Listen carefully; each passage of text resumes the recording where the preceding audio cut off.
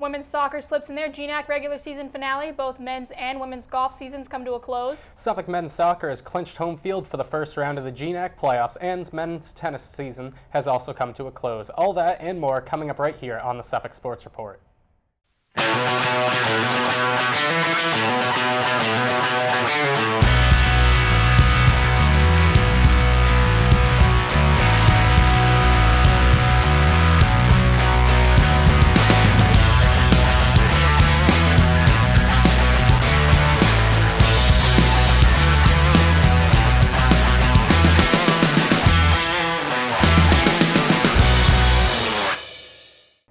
Welcome into Studio 73, everybody, presented by the Communications and Journalism Department. This is the Suffolk Sports Report. I'm Laney Johnson. And I'm Tyler Gouveia.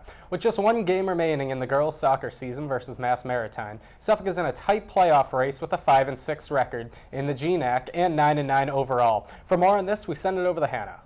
Thanks, Tyler. Suffolk did indeed drop their last match to Riviera University Saturday, 2-0. This was the Rams' last regular season GNAC game as they finished with a 5-6 record in their conference. Riviera scored both goals in the first half, and both teams were kept scoreless in the second. Suffolk's Kristen Weicker was in net for all 90 minutes as she made 6 saves.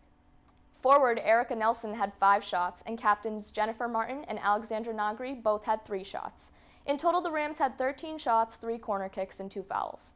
Suffolk's previous loss to Albertus Magnus snapped the team's 5-game winning streak. Suffolk now finds themselves back in their conference tournament for the first time since 2014, as they are placed in the 7th seed and are set to face Johnson & Wales University in the GNAC quarterfinals this Saturday. Kickoff time is to be determined. The team finishes out their regular season schedule at Massachusetts Maritime Academy Tuesday with a kickoff set for 7 p.m. Guys, back to you.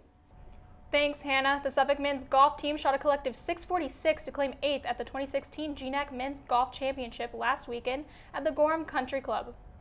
In his first league championship, Dimitri Stamoulis finished in the top 20. The rookie placed in a 3-way tie for 17th and had a total of 157.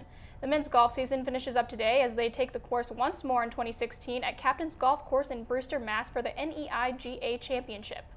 The women's golf season is also coming to a close in their first 2-day competition, not just in 2016, but in program history. Freshmen Amy Dillon and Kaylee Santos represented Suffolk at the NYU Invitational at Forest Hill Field Club in Bloomfield, New Jersey over the October 14th weekend. Competing as individuals, Dillon finished 43rd overall. Santos, meanwhile, carded a 231 through 2 days, good for 55th.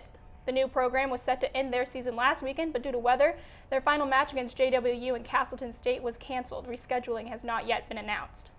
The men's soccer team had a pretty good senior day on Saturday. For more on this, we throw it to Jacob Tobey and Sean Cushing. Guys? Okay, thanks very much. We are here at James A. Sartori Stadium at East Boston Memorial Park. Suffolk men's soccer gets the 2-1 win over Riviera University. Jacob Tobey alongside Sean Cushing. Sean, let's start off. It was senior day today.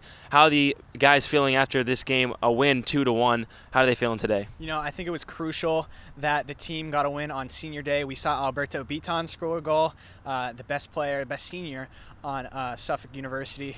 And, you know, we saw the bench get really hype for that goal, too. So I think they're all proud of him, his performance throughout this whole season and his performance in this game. Kind of a weird game, momentum swings left and right. What'd you see today out of the momentum? Well, I think the weather was mainly the huge factor with the momentum in the first half. First half, we saw 0-0 score going into the second half. And, you know, the reason for that was the weather and the rain and the wind and whatnot. But in the second half, we saw Riviera pick it up with their offense, and then we saw Suffolk respond. So, you know, weird momentum. As we were broadcasting, we said Riviera needed to respond, and they did, and Suffolk answered as well. Suffolk gets their 6th GNAC win and their 8th win overall. They're now 500 on the season. So what are their playoff hopes now as they move on to their game Tuesday versus Dean College, and then the playoffs start next Saturday? It's looking like next Saturday, regardless of the outcome of the Dean College game, you know, Suffolk will be hosting probably Albertus Magnus, the 5 seed, and Suffolk will be the 4 seed. The game should take place here at James A. Sartori Stadium, as with this win over Riviera, Suffolk secured home field advantage for the playoffs. All right, for Sean Cushing, I'm Jacob Tobey. Suffolk men's soccer gets a 2-1 win over Riviera University. Thanks, guys. The men's tennis season has officially come to an end with a disappointing 3-9 record. It seems Suffolk could not gain any traction after winning 2 of their first 3 games. They would go into a long 7-game losing streak before they managed to break that skid with an impressive 6-3 win over Curry College. Suffolk will lose 5 seniors as they will start the recruiting process to rebuild for next year. After a slow start for women's tennis, going 2-7 in the month of September, they would take October to the limit, going 6-1. The Rams then beat Mount Ida in the GNAC quarterfinals 5-0 before losing to Simmons in the GNAC Conference Championship Tournament semifinals 5-2. An impressive turnaround second half of the season for women's tennis, as they will only lose 1 player, as they will look forward to next year where they should be heavy favorites to bring back the GNAC Championship.